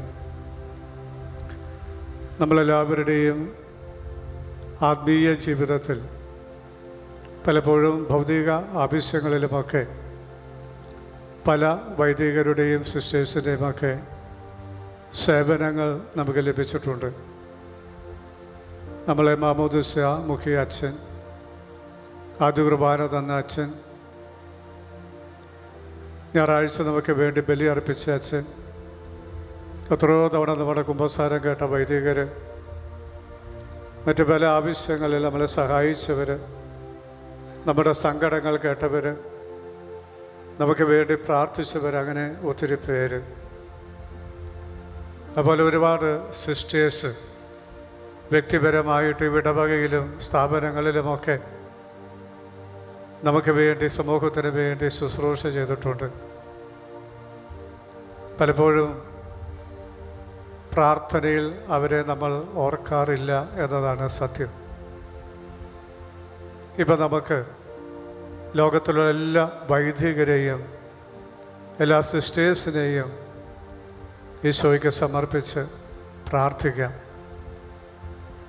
ഇങ്ങനെ ഒരു സമൂഹം ഉള്ളതുകൊണ്ടാണ് സഭ നിലനിൽക്കുന്നത്, സുവിശേഷം പ്രഘോഷിക്കപ്പെടുന്നത്, ബലി അർപ്പിക്കപ്പെടുന്നത്, കൂദാശകൾ പരികർമ്മം ചെയ്യപ്പെടുന്നത്, പാപമോചനം കിട്ടുന്നത്, മറ്റനേക നന്മകൾ നമുക്ക് മറ്റുള്ളവർക്കുമൊക്കെ ലഭിക്കുന്നത്. ലോകത്തിലുള്ള എല്ലാ മനുഷ്യർക്കും വൈദികരിലൂടെ സിസ്റ്റർമാരുടെ ലഭിച്ച എല്ലാ നന്മകൾക്കും വേണ്ടി നമുക്കിപ്പോൾ വ്യക്തിപരമായി ഈശോയോട് നന്ദി പറയാം. പലരും ആ നന്ദി പറയുന്നവരല്ല എന്ന് നമുക്കറിയാം. എല്ലാവർക്കും വേണ്ടി നമുക്ക് കർത്താവിന് നന്ദി പറയാം. വളരെ പ്രത്യേകിച്ച് നമ്മുടെ വ്യക്തി ജീവിതത്തിൽ നമ്മളെ സഹായിച്ച വൈദികർ, മാമോദിസ തന്നവർ, കുമ്പസാരം കേട്ടവർ, ബലി അർപ്പിച്ചവർ, അങ്ങനെയൊക്കെയുള്ള വൈദികരെ പ്രത്യേകിച്ച് ഈ സമയത്ത് നമുക്കൊന്ന് ഓർക്കാം. നമ്മളെ സഹായിച്ച എല്ലാ സിസ്റ്റർമാരെയും നമുക്കൊന്ന് ഓർക്കാം. അവരെ ഓർത്ത് ദൈവത്തിന് നന്ദി പറയാം. അവരുടെ ത്യാഗവും സമർപ്പണവും പ്രാർത്ഥനയുമൊക്കെ നമുക്ക് വലിയ ദൈവാനുഗ്രഹത്തിൻ്റെ ഉറവിടമായിരുന്നുവെന്ന് ദൈവസന്നിധിയിൽ നമുക്ക് ഓർക്കാം. അവരെ ഓർത്ത് നന്ദി പറഞ്ഞുകൊണ്ട് ദൈവമേ അവരെ അനുഗ്രഹിക്കണമേ, അവർക്ക് പുതിയ അഭിഷേകം നൽകണമേ, അവരെ ദൈവവിശ്വാസത്തിലും ദൈവസ്നേഹത്തിലും ആഴപ്പെടുത്തണമേ. തിന്മയുടെ എല്ലാ ഉപദ്രവങ്ങളിൽ നിന്നും എല്ലാ ലോകത്തിൻ്റെ വശീകരണങ്ങളിൽ നിന്നും അവരെ സംരക്ഷിക്കണമേ. അവരെ ലോകത്തിന് ഒരു മാതൃകയാക്കി നിലനിർത്തണമേ എന്ന് കർത്താവിനോട് നമുക്ക് പ്രാർത്ഥിക്കാം.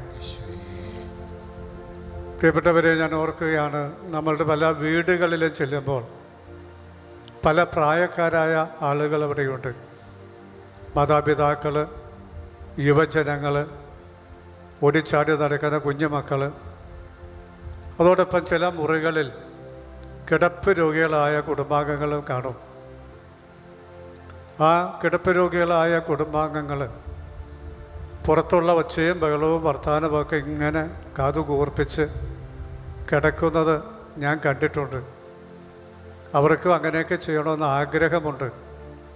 എല്ലാവരുടെ കൂടെ നടക്കണം, അവർ പറയുന്നത് കേൾക്കണം, അവരോടൊപ്പം യാത്ര ചെയ്യണം എന്നൊക്കെ ആഗ്രഹമുണ്ട്. പക്ഷെ ഒന്നും സാധിക്കുന്നില്ല. കുടുംബാംഗങ്ങളാണെങ്കിൽ പോലും വല്ലപ്പോഴും ഒന്ന് കയറി ഇറങ്ങിപ്പോകും. അത്യാവശ്യ കാര്യമൊക്കെ ചെയ്തു കൊടുക്കുക, അത്രയേ ഉള്ളൂ.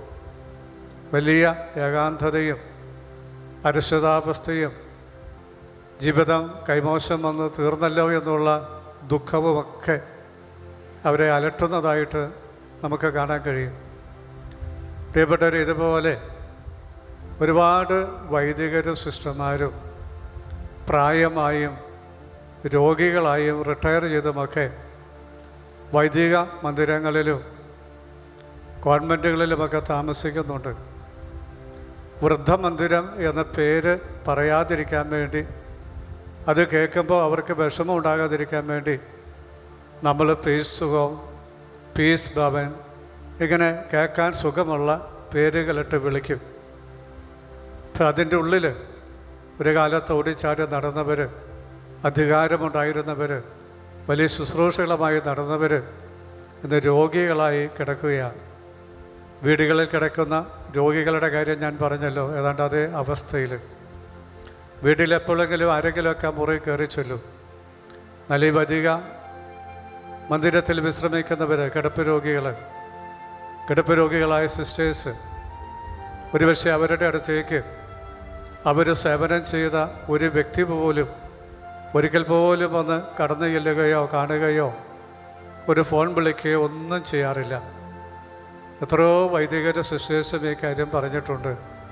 ഞാൻ എത്രയോ പേരെ സഹായിച്ചതാ, എത്ര പേർക്ക് സേവനം ചെയ്തതാ, എത്ര ഓടിയതാ, എന്നിട്ട് ഇപ്പം എന്നെ ഓർക്കുന്ന, എന്നെ ഒന്ന് കാണാൻ വരുന്ന, എന്നെ ഒന്ന് ഫോൺ വിളിക്കാൻ വരുന്ന ഒരാൾ പോലും ഇല്ലല്ലോ എന്ന് വിഷമിക്കുന്ന ഒത്തിരി പേരെ കാണാൻ ഇടവന്നിട്ടുണ്ട്. പ്രിയപ്പെട്ടവരെ, നമ്മുടെ വൈദിക വൃദ്ധമന്ദിരങ്ങളിൽ, സിസ്റ്റർമാരുടെ പ്രായം ചെന്നവർക്കുള്ള ഭവനങ്ങളിലൊക്കെ കിടപ്പ് രോഗികളായി, പരിസരബോധമില്ലാതെ, വലിയ മനപ്രയാസം അനുഭവിച്ച്, വലിയ സങ്കടങ്ങൾ അനുഭവിച്ച്, വലിയ നിസ്സഹായതകൾ അനുഭവിച്ച്, എല്ലാത്തിനും മറ്റുള്ളവരെ ആശ്രയിച്ച് ജീവിക്കുന്ന ഒത്തിരി വൈദികരും സിസ്റ്റർമാരുമുണ്ട്. ആരും അവരെ ഓർക്കാറില്ല. ഈ രാത്രിയിൽ ദൈവസന്നിധിയിൽ നമുക്കവരെ ഓർക്കാം. നമുക്ക് നേരിട്ടവരെ സഹായിക്കാൻ പറ്റില്ലെങ്കിലും നമ്മുടെ പ്രാർത്ഥന കൂടെ നമുക്കവരെ സഹായിക്കാം. അവരോടുള്ള ഒരു സ്നേഹം ദൈവസന്നിധിയിൽ നമുക്ക് പ്രകടിപ്പിക്കാം. കർത്താവേ, അവർക്ക് ആശ്വാസം കൊടുക്കണമേ, സൗഖ്യം കൊടുക്കണമേ എന്ന് നമുക്ക് പ്രാർത്ഥിക്കാം. അവരുടെ ഏകാന്തതയിൽ കർത്താവ് തന്നെ അവർക്ക് കൂട്ടായിരിക്കണമേ എന്ന് പ്രാർത്ഥിക്കാം. പലപ്പോഴും ശുശ്രൂഷ ചെയ്യുന്ന അച്ഛന്മാർ ഒറ്റയ്ക്ക് താമസിക്കുന്ന പല ഭവനങ്ങളിലും വരുന്ന പല അൽമായരും പറഞ്ഞ് ഞാൻ കേട്ടിട്ടുണ്ട്, അയ്യോ, ഇത്രയും വലിയ സ്ഥലത്ത് അച്ഛൻ ഒറ്റയ്ക്കാണോ താമസിക്കുന്നത് എന്ന് അത്ഭുതത്തോടെയും ആശങ്കയോടെയൊക്കെ പറഞ്ഞ് കേട്ടിട്ടുണ്ട്. സത്യമാണത്. നല്ല കാലത്ത് മിക്കവാറും എല്ലാ അച്ഛന്മാരും, പ്രത്യേകിച്ച് ഇടവക വൈദികർ, വലിയ വിശാലമായ ക്യാമ്പസിനുള്ളിൽ ഒറ്റയ്ക്കാണ് കഴിഞ്ഞത്.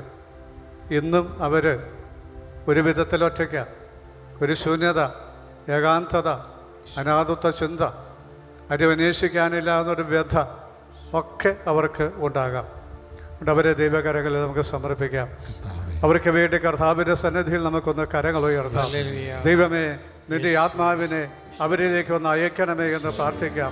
അവരെ ഒന്ന് ശക്തിപ്പെടുത്തണമേ എന്ന് പ്രാർത്ഥിക്കാം. അവരുടെ ശരീരത്തിനെ ബലപ്പെടുത്തണമേ എന്ന്, അവരുടെ മനസ്സിന്റെ ഭാരങ്ങൾ ഏറ്റെടുക്കണമേ എന്ന്, അവരുടെ ദുഃഖങ്ങൾ ഏറ്റെടുക്കണമേ, അവരുടെ അനാഥത്തെ ചിന്ത എടുത്തു മാറ്റണമേ പ്രാർത്ഥിക്കാം. പരിശുദ്ധാത്മാവിടെ അവരെ നിറയ്ക്കണമേ എന്ന് പ്രാർത്ഥിക്കാം. വലിയ ദൈവസ്നേഹത്തിൽ അവരെ നിറയ്ക്കണമേ എന്ന് പ്രാർത്ഥിക്കാം. വലിയ സൗഖ്യവും വിടുതലും അവർക്ക് നൽകണം. ആത്മസന്തോഷം കൊണ്ട് നിറയ്ക്കണമേ. പരിശുദ്ധാത്മാവിന്റെ ശക്തി കൊണ്ട് നിറയ്ക്കണമേ. അവരുടെ രോഗങ്ങൾ ഇടപെടണമേ. മനസ്സിന്റെ ഭാരങ്ങൾ എടുത്തു മാറ്റണമേ. അമ്മയെപ്പോലെ അവരെ ആശ്വസിപ്പിക്കണമേ. നീ തന്നെ അവർക്ക് കമ്പനി കൊടുക്കണമേ. നീ തന്നെ അവർക്ക് കൂട്ടായിരിക്കണമേ. നീ തന്നെ അവരെ അടുത്തിരിക്കണമേ. നിന്റെ അമ്മയെ അവർക്ക് സഹായമായിട്ട് അയക്കണമേ എന്ന് ഞങ്ങൾ പ്രാർത്ഥിക്കുന്നു. കർത്താവേ, സ്തോത്രം. എല്ലാ വൈദിക മന്ദിരങ്ങൾക്ക് വേണ്ടി, പ്രായം ചെന്ന എല്ലാ വൈദികർക്ക് വേണ്ടി, രോഗികളായ എല്ലാ വൈദികർക്ക് വേണ്ടി, കിടപ്പ് രോഗികളെല്ലാം വൈദികർക്ക് ശുശ്രൂഷയ്ക്ക് വേണ്ടി കർത്താവേ, രാത്രിയിൽ നന്ദിയോടെ, സ്നേഹത്തോടെ, വിശ്വാസത്തോടെ കരങ്ങൾ ഉയർത്തി ഞങ്ങൾ പ്രാർത്ഥിക്കുന്നു. ഓ കർത്താവേ, കരുണയായിരിക്കണമേ. അവരുടെ മേൽ കരുണയായിരിക്കണമേ. അവരെ അനുഗ്രഹിക്കണമേ എന്ന് പ്രാർത്ഥിക്കുന്നു. ആശ്വാസം നൽകണമേ, സൗഖ്യം നൽകണമേ, ശക്തി നൽകണമേ എന്ന് പ്രാർത്ഥിക്കുന്നു. ഈശോയെ നന്ദി, ഈശോയെ നന്ദി. ചൈതന്യം പകരാ അഗ്നിനാളമായി അവിടും അവരിൽ നിറയണമേ. ആശ്വാസം നൽകാൻ ചൈതന്യം പകരാൻ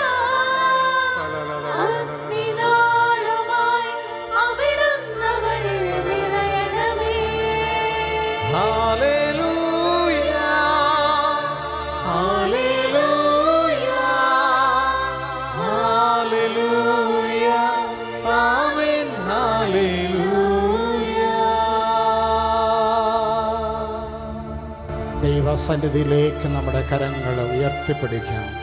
ഈ രാത്രിയിൽ നമ്മെ സന്ദർശിച്ച, അനുഗ്രഹിച്ച, നമ്മുടെ ജീവിതത്തെ പുതുക്കിപ്പണിത നല്ല സ്നേഹത്തെ നമുക്ക് ആരാധിക്കാം. നമ്മുടെ ജീവിതം അവനായി സമർപ്പിക്കുന്നതാണല്ലോ യഥാർത്ഥമായിട്ടുള്ള ആരാധന. ഹൃദയം കൊണ്ട് നമുക്ക് അവനോട് മന്ത്രിക്കാം, ദൈവമേ, എല്ലാത്തിലുപരി ഞാൻ അങ്ങയെ സ്നേഹിക്കുന്നു. എൻ്റെ ജീവിതത്തിൻ്റെ നാഥനും കർത്താവും രക്ഷിതാവുമായി ഞാൻ അങ്ങയെ ഏറ്റുപറയുന്നു. ദൈവമേ, അന്ത്യത്തോളം നീ മതി എനിക്ക്, നീ മതി എൻ്റെ കർത്താവേ. നമ്മുടെ ജീവിതത്തെ സമർപ്പിച്ച് ദൈവകരങ്ങളിലേക്ക് നമ്മുടെ ജീവിതത്തെ ഏൽപ്പിച്ചു കൊടുത്തുകൊണ്ട് പാട്ട് പാടി നമുക്ക് ആശീർവാദം നമുക്ക് സ്വീകരിക്കാം.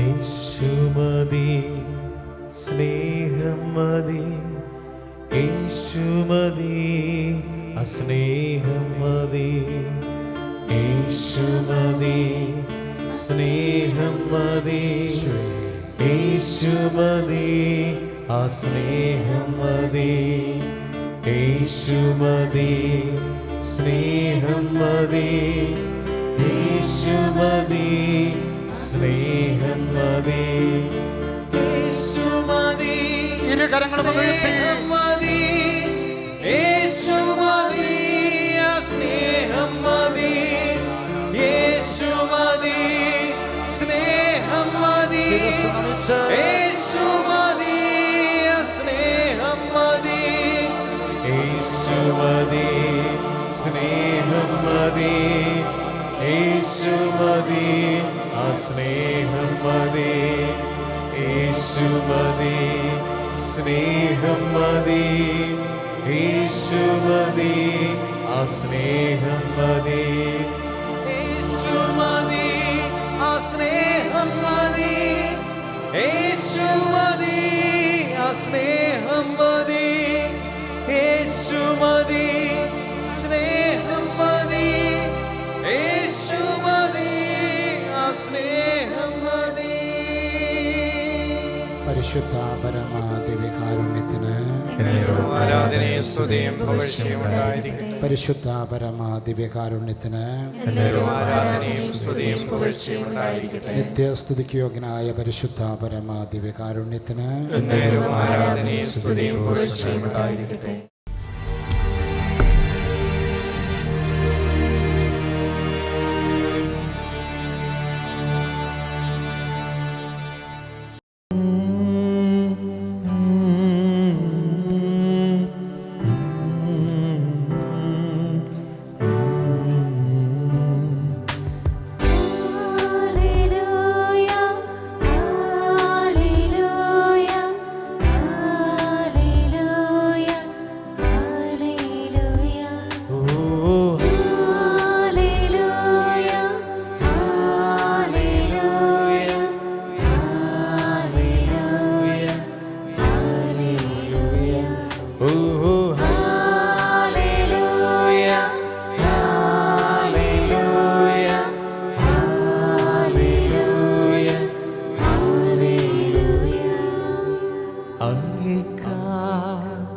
വീരയൊന്നിനെയും സ്നേഹിക്കില്ല ഞാൻ യേശുവേ.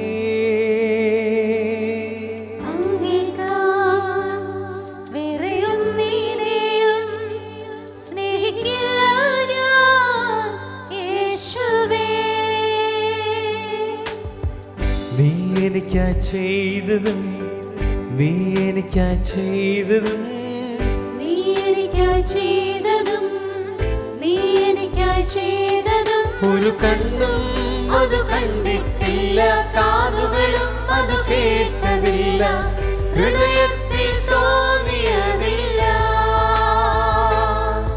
ഒരു കണ്ണും അത് കണ്ടിട്ടില്ല, കാതുകളും അത് കേട്ടതില്ല, ഹൃദയത്തിൽ തോന്നിയതില്ല.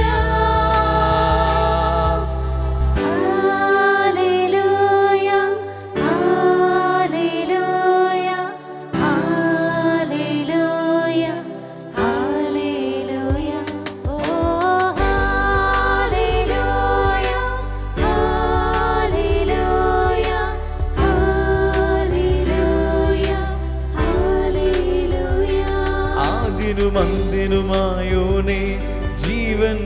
ഉറവിടമായോനെ ഞാനോ നിത്യം ജീവിപ്പാൻ സ്വയയാഗമായോനെ ആദിനമന്ദിരമായോരേ ജീവൻ ഉറവിടമായോരേ ഞാനോ നിത്യം ജീവിപ്പാൻ സ്വയയാഗമായോരേ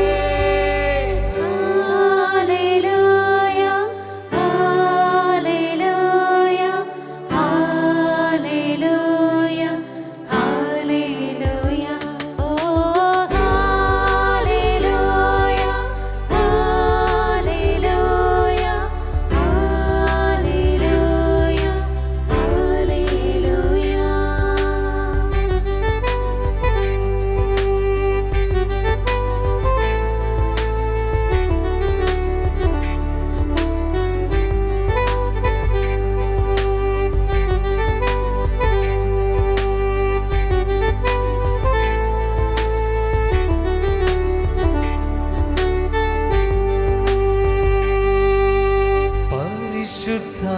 പരിശുദ്ധാത്മാവേ